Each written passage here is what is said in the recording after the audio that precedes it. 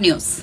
పౌర సరఫరాల శాఖలో భారీ కుంభకోణం జరుగుతోందని మాజీ మంత్రి కేటీఆర్ ఆరోపించారు. ధాన్యం టెండర్లలో మొత్తం 1100 కోట్ల కుంభకోణం జరుగుతోందన్నారు.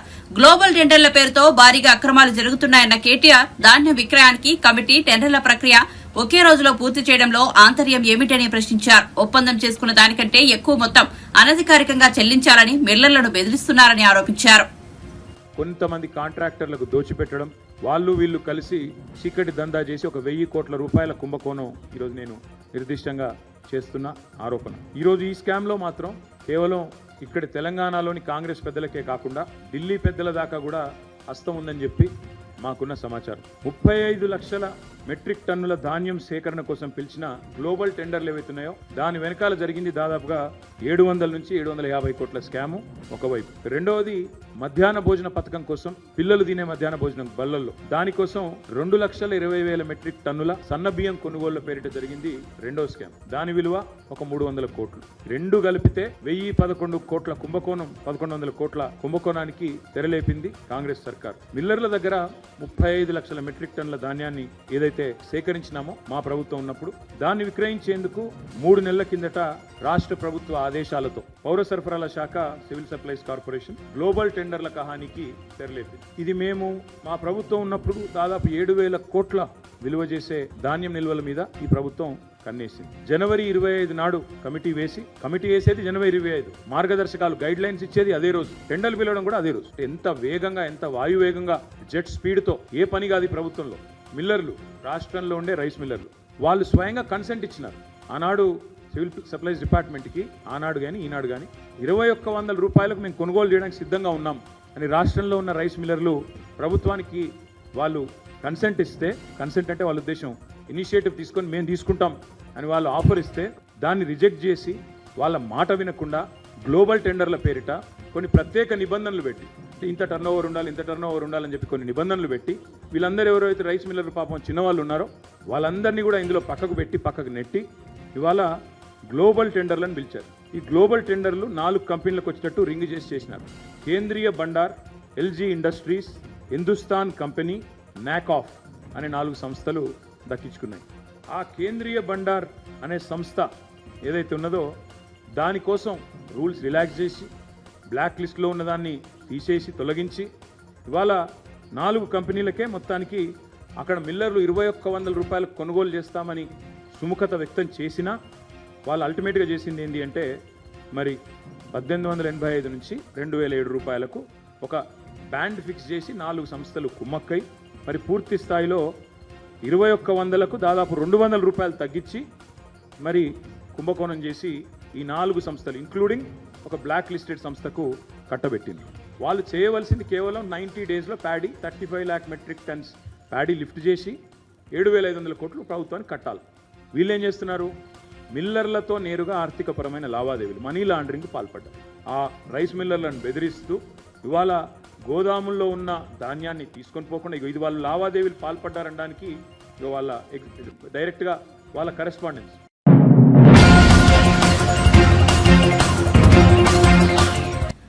పట్టభద్రుల ఎమ్మెల్సీ ఎన్నికల నేపథ్యంలో బీఆర్ఎస్ పై బీజేపీ మాజీ ఎమ్మెల్యే మెదక్ ఎంపీ అభ్యర్థి రఘునందన్ రావు సంచలన ఆరోపణలు చేశారు. ఈ ఎన్నికల్లో 30 కోట్లతో ఓట్ల కొనుగోలుకు ఆ పార్టీ తెరలేపిందన్నారు. ఈ మేరకు కేంద్ర ఎన్నికల సంఘం రాష్ట్ర ఎన్నికల ప్రధాన అధికారికి ఆయన లేఖలు రాసినట్టు చెప్పారు. తూప్రాన్లో ప్రైవేట్ కార్యక్రమంలో పాల్గొన్న ఆయన ఈ సందర్భంగా మీడియాతో మాట్లాడారు. నవంబర్ 2023లో ఎన్నికలు ఓడిపోయిన నాటి నుంచి తెలంగాణ రాష్ట్ర సమితి పార్టీ ప్రతి ఎన్నికలలో కేవలం డబ్బు ద్వారా మాత్రమే ఎన్నిక గెలవాలనుకునేటువంటి దుర్మార్గమైనటువంటి ప్రయత్నాన్ని చేస్తూ ఉన్నారు.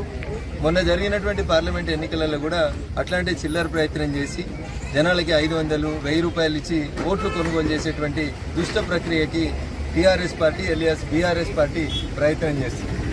ఆఖరి ప్రయత్నంగా ఖమ్మం, వరంగల్, నల్గొండకి రేపు జరిగేటువంటి ఎన్నికలలో ప్రతి అసెంబ్లీ నియోజకవర్గానికి బయట నుంచి ఒక మాజీ ఎమ్మెల్యేను, మాజీ ఎంపీని, మాజీ ఎమ్మెల్సీని ఇన్ఛార్జిగా పెట్టి ఓట్లు కొనడానికని టీఆర్ఎస్ పార్టీ నిన్న తన bank account, TRS party bank account ఇది బ్యాంక్ ఆఫ్ బరోడా బంజారా హిల్స్లో టీఆర్ఎస్ పార్టీకి అధికారికంగా ఒక ఖాతా ఉంది. ఆ ఖాతా నుంచి నిన్న 30 కోట్ల రూపాయల్ని ఎవరైతే గత శాసనసభలో సభ్యులుగా ఉండి ఇప్పుడు ఖమ్మం, నల్గొండ, వరంగల్ జిల్లాలకు సంబంధించినటువంటి పట్టభద్రుల ఎన్నికలకి రేపు ఓట్లు జరుగుతుంటే నిన్న 30 కోట్ల రూపాయల్ని బంజారా హిల్స్ లో ఉన్నటువంటి తమ కెనరా బ్యాంక్ అకౌంట్ నెంబర్ 26101000002075 అనే అకౌంట్ నుంచి నిన్న 30 కోట్ల రూపాయల్ని టిఆర్ఎస్ పార్టీ 30 మంది ఖమ్మం, నల్గొండ, వరంగల్లో పనిచేస్తున్నటువంటి 30 మంది టిఆర్ఎస్ మాజీ ఎమ్మెల్యేలు, మాజీ ఎంపీలు, మాజీ ఎమ్మెల్సీలకు ట్రాన్స్ఫర్ చేసింది. నేను తెలంగాణ రాష్ట్ర ఎన్నికల సంఘ ప్రధాన అధికారి వికాస్ రాజ్ గారికి మీ ద్వారా సవినయంగా అప్పీల్ చేస్తున్నా. ఎందుకు టిఆర్ఎస్ పార్టీ నిన్న 30 కోట్లు తన అధికారిక ఖాతా నుంచి బదిలీ చేసింది? బదిలీ ఎవరెవరికి అయిందో ఆ ఎమ్మెల్యేలకి నిన్న 1 కోటి రూపాయలు బదిలీ చేయాల్సినటువంటి అవసరం ఏముంది? దీని మీద సమగ్రమైనటువంటి విచారణ జరిపించాలని కొద్దిసేపటి క్రితం తెలంగాణ రాష్ట్ర ఎన్నికల సంఘానికి రాతపూర్వకంగా ఒక మెయిల్ ద్వారా కంప్లైంట్ అందజేయడం జరిగింది. దీని మీద వారు యాక్షన్ తీసుకోకపోతే TRS party Canara bank of బరోడాలో ఉన్నటువంటి ఈ అకౌంట్ ని సీజ్ చేసి వారి మీద డిసిప్లినరీ యాక్షన్ తో పాటు డబ్బులు పంచి ఎన్నికలు గెలవాలని ప్రయత్నం చేసినందుకు టిఆర్ఎస్ పార్టీ గుర్తింపుని రద్దు చేయాలని భారతీయ జనతా పార్టీగా మేము డిమాండ్ చేస్తా ఉన్నాం. నేను ఇంత స్పష్టంగా ఎన్నికల కమిషనర్ కు పంపించిన కంప్లైంట్ లో bank of Baroda branch Banjara hills account number 261000002075 అనే ఖాతా నుంచి నిన్న మే 25వ తారీఖు రోజు 30 కోట్ల రూపాయల్ని తన ఎమ్మెల్యేలు, ఎమ్మెల్సీలు, ఎంపీల ఖాతాల్లోకి బదిలీ చేసింది టిఆర్ఎస్ పార్టీ. ఎందుకు ఈ 30 కోట్లు బదిలీ చేసిండ్రు? నేను చెప్పిన మాట అబద్ధమా నిజమా అనేది రేపు పొద్దున 9:30కి bank of Baroda Banjara hills కి వచ్చి విచారణ జరిపి ఆ 30 కోట్లు బదిలీ చేసి టిఆర్ఎస్ పార్టీ రేపు జరిగేటువంటి గ్రాడ్యుయేట్ ఎమ్మెల్సీ ఎన్నికల్లో ఓట్లు కొనేందుకు చేస్తున్న ప్రయత్నాన్ని ఆపాలని ఎన్నికల సంఘానికి విజ్ఞప్తి చేస్తా ఉన్నాం. లేకపోతే ఖచ్చితంగా ఎన్నిక ముగిసిన తర్వాత కూడా ఎన్నికల సంఘం అధికారుల మీద ఢిల్లీకి వెళ్లి కూడా ఫిర్యాదు చేస్తామని చెప్పి ఈ సందర్భంగా తెలియజేస్తా ఉన్నాం.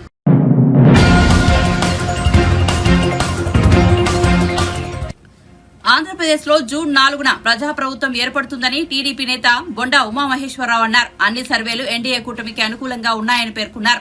తిరుమల శ్రీవారిని బొండా ఉమా ఆదివారం దర్శించుకున్నారు. వీఐపీ ప్రారంభ విరామ దర్శన సమయంలో స్వామివారి సేవలో పాల్గొని మొక్కులు చెల్లించారు. అనంతరం మీడియాతో ఆయన మాట్లాడారు.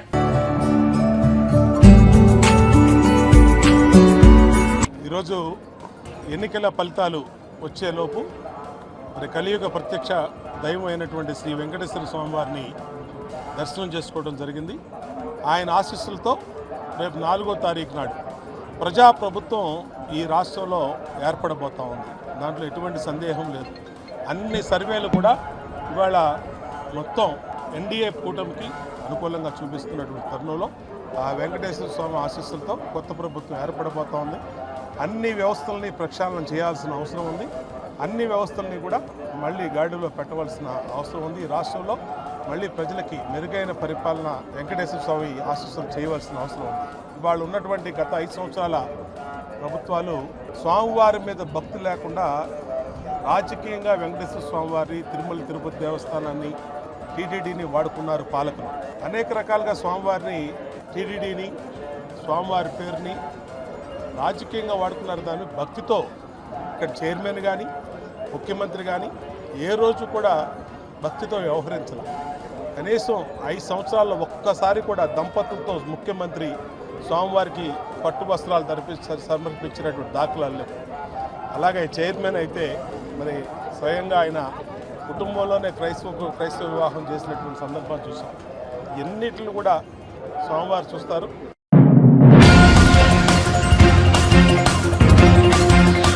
మాచర్ల ఎమ్మెల్యే పిన్నెల్లి రామకృష్ణారెడ్డి బాధితుడు టీడీపీ పోలింగ్ ఏజెంట్ మాణిక్యాలరావుతో కలిసి టీడీపీ పొలిట్ బ్యూరో సభ్యుడు వర్లరామయ్య మీడియా సమావేశం నిర్వహించారు. ఈ సందర్భంగా వర్లరామయ్య మాట్లాడుతూ మాచర్లను తన సామ్రాజ్యంగా భావించి పిన్నెల్లి సాగించిన దౌర్జన్యకాండ, అతని దుర్మార్గ చర్యలు ఒక్కొక్కటిగా బయటకు వస్తున్నాయని తెలిపారు. అతడు కానీ, అతడి తమ్ముడు కానీ, వాళ్ళ అనుచరులు కానీ ఏ విధంగా వ్యవహరించారో, స్థానిక పోలీస్ శాఖను ఏ విధంగా అసమర్థత శాఖగా మార్చివేశారో వెలుగులోకి వస్తున్నాయని అన్నారు.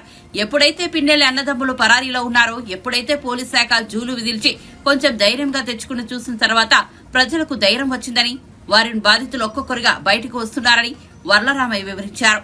రకంగా నిర్వీర్యం చేశాడు, ఒక అసమర్థ శాఖగా దాన్ని మార్చివేశారో ఇవన్నీ కూడా ఒకటొకటే బయటకు వస్తున్నాయి.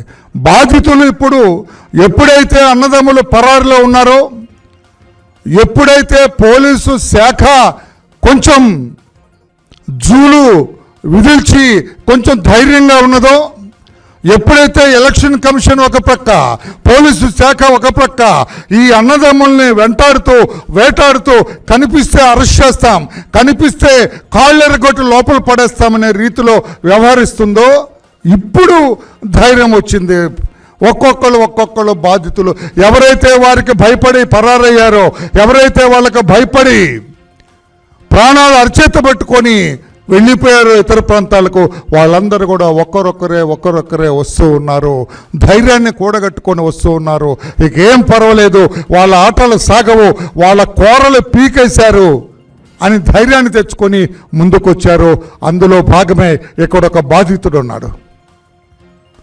ఆ బాధితుడిని ఏ రకంగా ఇబ్బంది పెట్టారో అతని మాటల్లోనే వినాలని అతన్ని ఇక్కడికి రప్పించడం జరిగింది.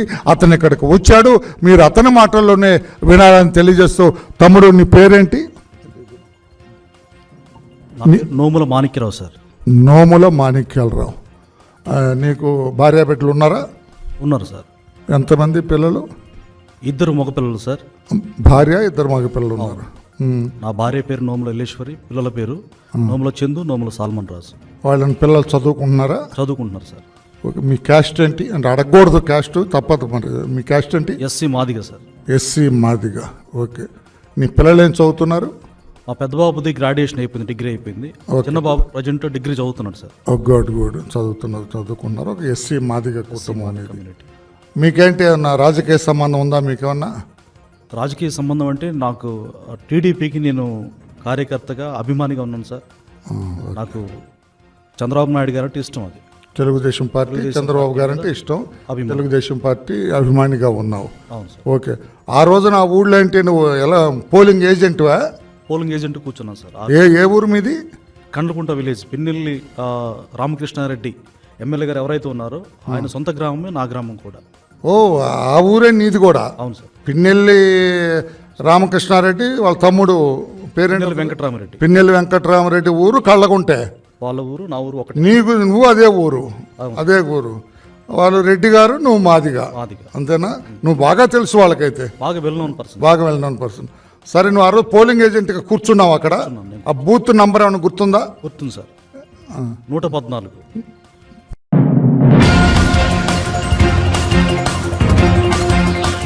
ఎంపీ ఎన్నికల్లో సీట్లు రావని అక్కసుతోనే తమ ప్రభుత్వంపై బీఆర్ఎస్, బీజేపీ నేతలు అబద్దాలు, తప్పుడు ప్రచారం చేస్తున్నారని ఐటీ, ఇండస్ట్రీ శాఖ మంత్రి శ్రీధర్బాబు మండిపడ్డారు. ప్రతిపక్షాల విమర్శలకు తన పనితీరే నిదర్శనమని ఆయన స్పష్టం చేశారు. ఆదివారం శ్రీధర్బాబు గాంధీభవన్ లో మీడియాతో మాట్లాడారు. 10 ఏళ్లలో జరిగిన తప్పులను 3 నెలల నుంచి సెట్ చేస్తున్నామని, ఇంతలోనే ఎంపీ ఎలక్షన్ కోడ్ వచ్చిందని తెలిపారు. మార్పునకు అడ్డు వస్తే సహించేది లేదని, ప్రజల సంక్షేమమే తమకు ముఖ్యమని అన్నారు. అబద్దాలు ప్రచారం చేస్తే బీఆర్ఎస్ పార్టీ కనుమరుగైపోతుందని హెచ్చరించారు. తమ సర్కార్ ప్రజలకు ఇస్తున్న పథకాలను కేసీఆర్, కేటీఆర్, హరీష్ రావు పక్కదోవ పట్టిస్తున్నారని ఆరోపించారు. ముఖ్యంగా పవర్, సివిల్ సప్లై, ఇరిగేషన్ ఇండస్ట్రీలపై అబద్దాలు ప్రచారం చేస్తున్నారని ఫైర్ అయ్యారు. చేసిండ్రు. దాదాపు 2 నెలలు 35 రోజుల తర్వాత కొత్త సభ్యుల ప్రమాణ స్వీకారోత్సవం చేసినట్టే 40 రోజులు గడిచిన తర్వాత అదే మీరు కంపారిజన్ చేస్తే, మీరు పోల్చుకుంటే 40 రోజుల్లో మేమిచ్చిన 5 గ్యారంటీలో అన్నీ చాలా ప్రధానమైన గ్యారంటీలు మొదలుపెట్టినాం. సరే, మాట్లాడుతూ ఉన్నారు కదా అని. పవర్కు సంబంధించి పేదవారికి ఉపయోగపడేది ప్రభుత్వంలో రాగానే మేము ఏం చేస్తామన్నాం, కరెంటు ఛార్జీలు పెరిగినాయి. పెరిగిన తర్వాత వారు కట్టుకోలేని పరిస్థితుల్లో ఇబ్బంది పడతా ఉన్న తరుణంలో 200 యూనిట్ల వరకు ఉచిత కరెంట్ ఇస్తామన్నాం. కరెంటుకు సంబంధించి చెప్తా ఉంటే 200 యూనిట్ల కరెంటు 2 నెలల నుంచి ఈ రాష్ట్ర ప్రజానికానికి 200 యూనిట్ల లోపడే ఆ వినియోగదారుడికి ఫ్రీ కరెంట్ ఇస్తూ ఉంటే, ఈ ఫ్రీ కరెంటు అంశాన్ని ప్రక్కదారి పట్టేయాలని ఆనాడు ఉన్న ముఖ్యమంత్రిగా కేసీఆర్ గారు బస్సు యాత్ర చేసిండ్రు ఎన్నికల్లో గెలవాలని. వారి పార్టీ పరంగా వారు పడతా ఉన్న ఇబ్బందులను అర్థం చేసుకున్నాం. కానీ సూర్యాపేట సభలో నేను ఉదాహరణ చెప్తా ఉన్నా, చిన్న 2-3 ఉదాహరణలు చెప్తా కరెంటుకు సంబంధించి. సూర్యాపేట సభలో కేసీఆర్ గారు ఆ సభకు సంబంధించి ఆడున్న డిస్కామ్ కనెక్షన్ తీసుకోలే దాన్ని వాడలేరు. జనరేటర్ మీద సభా కార్యక్రమాన్ని నిర్వహించాలని నిర్ణయం చేసి ఆ సభలో ఆ జనరేటర్ వల్ల జరిగిన కొద్ది ఇబ్బందిని డిస్కామ్ పై నెట్టడం, విద్యుత్ శాఖపై నెట్టి దానికి తోడు కాంగ్రెస్ పార్టీ ప్రభుత్వంపై ఆరోపణలు చేసిండ్రు, ట్వీట్లు చేసిండ్రు. అసలు జనరేటర్ పెట్టింది ఎవరు? మీరు డిస్కామ్ ద్వారా మీరు కరెంటు తీసుకోవద్దని చెప్పింది ఎవరు? మీకు సౌలతుగా ఉంటుందని మీరు జనరేటర్ ద్వారా తీసుకుంటే ఆ జనరేటర్ పెట్టింది మీరు, మీ టీఆర్ఎస్ కార్యకర్తలు, నాయకులు. వారు చేసిన పొరపాటుకి రాష్ట్ర ప్రభుత్వం బాధ్యత వహించాలని, కరెంటు పోతా ఉందని అసత్య ప్రచారం కరెంటు విషయంలో ఎన్నికల సందర్భంలో అనేక సందర్భాల్లో చెప్పినప్పుడు ఇదొక అంశమైతే, మీరు భువనగిరి సంబంధించిన 11 kV వారి హయంలో 1 సంవత్సర కాల హయంలో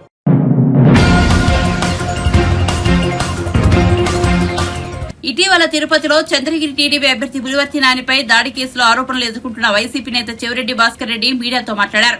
పులివర్తి నాని తనకు రాజకీయ ప్రత్యర్థి మాత్రమే తప్ప ఆయన తనకు శత్రువు కాదని స్పష్టం చేశారు. తనపై అనవసరంగా నిందలు వేస్తున్నారని చెవిరెడ్డి ఆవేదన వ్యక్తం చేశారు.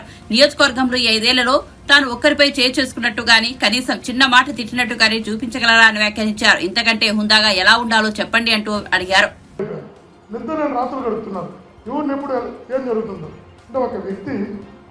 తన ప్రచారం రావడం కోసం, ఒక వ్యక్తి తన ప్రచారాన్ని పెంచుకోవడం కోసం, ఒక వ్యక్తి తన పేరుని జనాలకు తీసుకెళ్ళడం కోసం ఆడినటువంటి ఒక చిన్న నాటకం ఈరోజు ఏ పరిస్థితి వచ్చింది? ఎవరు మనశాంతి రాకుండా బతుకుతున్నారు, ఉద్యోగస్తులు, పబ్లిక్ కూడా ఏం జరుగుతుంది తెలియకుండా. అదే దారి నా మీద జరిగింది. ఇంటికి వెళ్ళిపోయాం కదా, నువ్వు కూడా 14 మంది మీటర్ ముందుకు వెళ్ళిపోయింది, సరిపోయింటుంది కదా. సరే జరిగింది, నీకేం కాలేదు, వాళ్ళు పట్టుకుని లోపల వేస్తే తాను తీస్తారు. కాళ్ళు కొట్టడం కూడా తప్పు, దాన్ని కూడా మేము అంగీకరిస్తాం. అది కూడా తప్పే. చట్టం ఖచ్చితంగా వాళ్ళ మీద తప్పు చేసినప్పుడు యాక్షన్ తీసుకోవాల్సింది. కానీ మీరు ఆ తర్వాత చేసినటువంటి దాడులు, ఆ తర్వాత చేసినటువంటి కొట్టినటువంటి విధానాలు, ఆ తర్వాత నువ్వు రెచ్చగొట్టిన విధానం, ఆ తర్వాత హాస్పిటల్లో చేసినటువంటి దాడులు, ఇవన్నిటి వల్ల ఏమైంది? ఏదో జరిగిపోతుందని, నాన్నగారిపై ఏదో జరిగిపోయిందని, నాన్నగారికి ప్రణామాయం వచ్చిందని, నాన్నగారు జరిగిందని ఒక పెద్ద మెసేజ్ జనాలకి పంపించేసిన తర్వాత తిరుపతి ఈ పుణ్యక్షేత్రంలో తిరుపతి మీద ఎంతో డ్యామేజ్ అవుతుంది సార్. ఆలోచించాం మనం. నేను చెప్తున్నాను, విమర్శించాలని ఆలోచన కాదు, కానీ మీకు అందరికీ తెలియాలి ఏం జరుగుతుంది. నా ఉద్దేశం నాన్నగారు మాట అనాలని కాదు. మీరే చూసారంత యాక్టివ్గా ఉన్నారు. 2 hours ఎందుకు వచ్చింది ఆ పరిస్థితి? రాకూడదు కదా. మీకు చాలా ప్లాట్ఫామ్స్ ఉంటాయి. మన జనాల్లో మంచి పేరు తెచ్చుకోవాలంటే, లేదంటే ఇంకా ఎదగాలనుకుంటే ఒక వ్యక్తిని మనం ముందుకు ఇబ్బందులకు నెట్టి మనం ఎదగాలనుకోకూడదు. నేను ఆ రోజు చెప్తున్నాను, ఈ అయిన తర్వాత నిజంగా ఆయన పిహెచ్డి నేను ప్రొఫెసర్గా వెళ్ళిపోదామని అనుకున్నాను. 2 సార్లు నేను high school SPL, junior college chairman, degree college chairman, ML university chairman, law college chairman, 25 సంవత్సరాల ముందు తిరుపతి రాని 27 సంవత్సరాల వయసులో తిరుపతి జెడ్పీటీసీ, 34 ఏళ్ళకి నేను తిరుపతి చైర్మన్, అది చిన్న వయసులో పాలక మండలి సభ్యుడు, 43 yearsకి ఎమ్మెల్యే. చిన్నప్పటి నుంచి ఎన్ని చూసిన తర్వాత నేను ప్రొఫెసర్గా వెళ్ళిపోదాం అనుకున్నాను. ఎన్ని ప్రత్యక్ష రాజకీయాల నుంచి కాదు, పరోక్షంగా మనం వెళ్ళి ఒక సర్వీస్ ఓరియంటెడ్ వెళ్ళిపోవాలనే 2 years ముందు వెళ్ళిపోయినా. ఆ రోజు నా కొడుకు ఎందుకు తీసుకొచ్చామంటే కాన్ఫరెన్స్తో భావోద్వేగ సంబంధం ఏర్పడింది. నాకు ఎమోషనల్ బాడీ దగ్గర సంబంధం ఏర్పడింది. నా కొడుకు కూడా ఆ రోజు వాడికి పెద్ద ఇంట్రెస్ట్ కూడా లేదు, నాకు నిజంగా లేదు వాడికి ఇంట్రెస్ట్. మా ఇంట్లో చాలా రోజులు ఆర్గ్యుమెంట్ కూడా జరిగింది ఆ రోజు. వాడు నాకు వద్దు, ఎందుకంటే వాడు హై స్కూల్ ఎడ్యుకేషన్ అంతా కూడా చెన్నై వేలామూలో చదివాడు, ఇంటర్మీడియట్ అంతా కూడా అండర్ గ్రాడ్యుయేషన్ అంతా కూడా సింగపూర్లో చదివాడు, మాస్టర్స్ వచ్చి లండన్లో ప్రపంచం టాప్ 10 యూనివర్సిటీలో ఒకటి మార్కెట్ యూనివర్సిటీ డిస్టెన్స్లో పాస్ కాదు. నేను బిజినెస్కి వెళ్ళిపోతా, బ్యాంకింగ్ అండ్ అకౌంటింగ్ మార్కెటింగ్ వెళ్ళిపోతా, నాకు బిజినెస్లోకి వెళ్ళిపోతాను అన్నప్పుడు మరి మీకు చెప్పినట్టు అనమాట, మనకి నియోజకవర్గానికి భావోద్వేగ బంధం ఉంది, ఇప్పుడు వెళ్ళిపోవడం కరెక్ట్ కాదు. నేను ఎట్లా ప్రొఫెషనల్గా వెళ్ళిపోదాం అనుకున్నా, నేను ప్రొఫెషనల్గా వెళ్ళిపోయినప్పుడు ఎవరో ఒకరు కాన్ఫిడెన్స్తో ఉండాలని అతను పెట్టడం జరిగింది. ఆ రోజు ఈరోజు కూడా చెప్తున్నాం. తను అంటున్నారు దాడులు చేస్తున్నాం, ఇది చేస్తున్నాం. సరే, మా లక్ష్యమే వేరు, మా ఆలోచనలే వేరు, నాకున్న బాధ్యతలే వేరు. దీనికోసం సమయం వేస్ట్ చేసుకునేంత అమాయకుందా?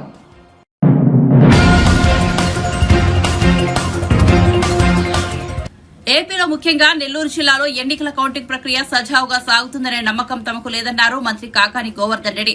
జిల్లా రిటర్నింగ్ అధికారిగా ఉన్న ప్రస్తుత కలెక్టర్ ఆధ్వర్యంలో లెక్కింపు సజావుగా సాగదని అనుమానం వ్యక్తం చేశారు ఆయన.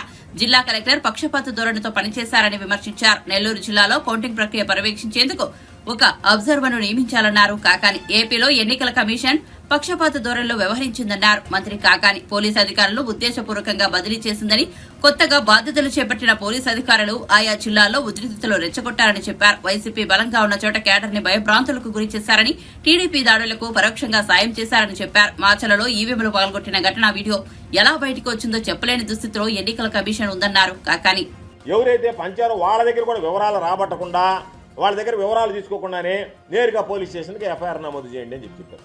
కొంతమంది ఉద్యోగులు పాల్గొన్నటువంటి వాళ్ళ మీద ఎఫ్ఐఆర్ నమోదు చేశారు. తప్పులేదు, ఎన్నికల కమిషన్కి సంబంధించి విధి విధానాల ప్రకారం. అయితే ఒక అంగన్వాడీ టీచర్ పాల్గొనింది అంటే ఆ తర్వాత ఆమె రాజీనామా చేసింది కాబట్టి ఆమె మీద చర్యలు తీసుకోలేదన్నారు. అంటే మీ దగ్గర సర్వీస్ రూల్స్ ఏం చెప్తుంది, ఎన్నికల కమిషన్ నిబంధనలు ఏం చెప్తున్నాయి? వాళ్ళ రాజీనామా ఆమోదించినంత వరకు వాళ్ళు ఏదైతే దొరికిన తర్వాత ఫిర్యాదు చేసిన తర్వాత వాళ్ళు వెళ్ళి రాజీనామా చేస్తే రాజీనామా చేశారు కాబట్టి మేము వదిలేసాం, బాగానే ఉంది. మిగతా వాళ్ళు పాపం ఒక ప్రొసెషన్ వెళ్తూ ఉంటే అది వాళ్ళని క్రాస్ చేసుకుంటూ పోతే ఓ పత్రికలో వీళ్ళు పాల్గొన్నారని చెప్పి వేస్తే విచారణ లేకుండా ఎఫ్ఐఆర్ కట్టించేశారు. కాబట్టి ఇంత పక్షపాత వైఖరి జిల్లా స్థాయిలో ఎన్నడూ కూడా అవలంబించినటువంటి పరిస్థితులు లేవు. కాబట్టి దీని మీద ఇంతటితో విడిచిపెట్టాం. మరలా ఎన్నికల కమిషన్కి చెప్పాం, ఎక్కడన్నా మానవతా దృక్పథంతో డబ్బులు పంపిణీ చేయొచ్చా, మీరు మాకు వివరణ ఇవ్వండి అని చెప్పి అడిగాం. దాని మీద ఎన్నికల కమిషన్ స్పందిస్తుందని ఆశిస్తున్నా. లేని పక్షంలో ఖచ్చితంగా హైకోర్టులో కేసు వేసి ఎవరైతే దీనికి బాధ్యులు ఉన్నారో అందరినీ కూడా దాంట్లో బాధ్యులుగా చేర్చి వాళ్ళ మీద హైకోర్టుకి వెళ్ళి ఖచ్చితంగా దీని మీద చర్యలు తీసుకోవడం జరుగుతుంది తప్ప ఎవరో మా ఇష్ట ప్రకారం వ్యవహరిస్తాం, మేము జిల్లా ఎన్నికల అధికారిగా ఉన్నామని చెప్పి వ్యవహరిస్తే మాత్రం విడిచిపెట్టేది ఉండదు.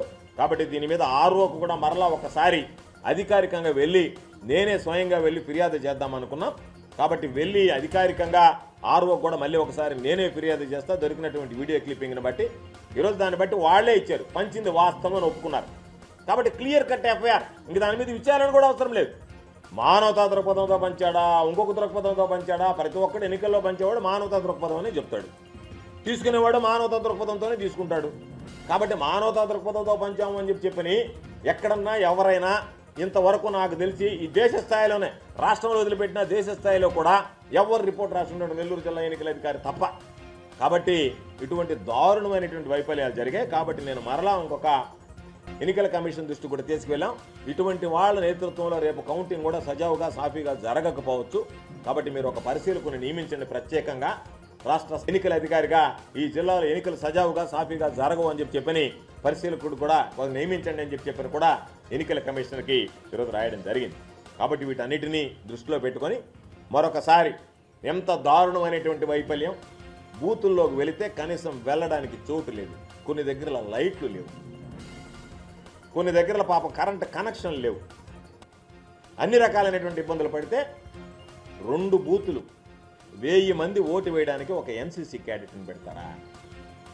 పాపం వాళ్ళు వీళ్ళని నిరోధించగలరా, క్రమబద్ధీకరించగలరా? కనీసం లా అండ్ ఆర్డర్ ప్రాబ్లం లేకపోవచ్చు, శాంతి భద్రతల సమస్య లేకపోవచ్చు, ఎవడన్నా పాపం బాగలేదనో ఆకలియో షుగరనో ముందుగా వెళ్ళి ఓటు వేయడానికి ముందుకు వెళ్ళచ్చు.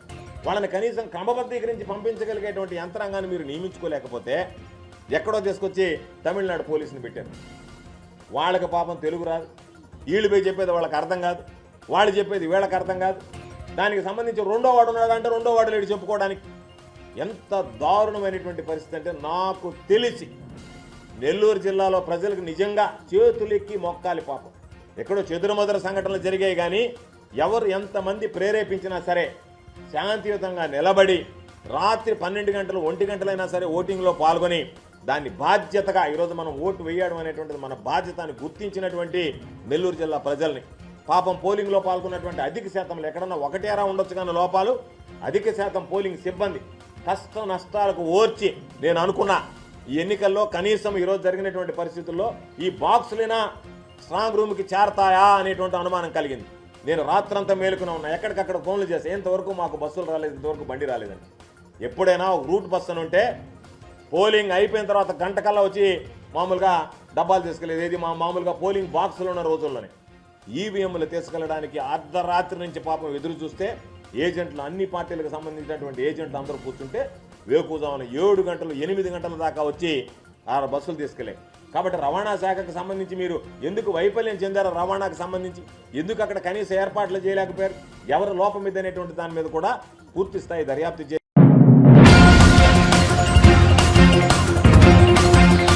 యాదాద్రి లక్ష్మీ నరసింహస్వామి ఆలయ సన్నిధిలో ఆదివారం భక్తులు స్వామివారి ప్రసాదం సేకరణ కోసం ఇబ్బందులు పడ్డారు. రద్దీ ఎక్కువగా ఉండటంతో ఉక్కిరిబిక్కిరయ్యారు. ప్రసాదం క్యూ లైన్ లో గంటల పాటు నిరీక్షించాల్సి వస్తుందని భక్తులు వాపోయారు. గతంలో మాదిరిగానే ప్రసాదం టికెట్లు ఒకే చోట అందుబాటులో ఉండే విధంగా చర్యలు చేపట్టాలని భక్తులు కోరారు. టికెట్ కౌంటర్ ఒక చోట ఎగువన ఏర్పాటు చేయడం, లడ్డూల విక్రయం మరో చోట ఏర్పాటు చేయడం పట్ల భక్తులు అయోమయానికి గురయ్యారని తెలిపారు.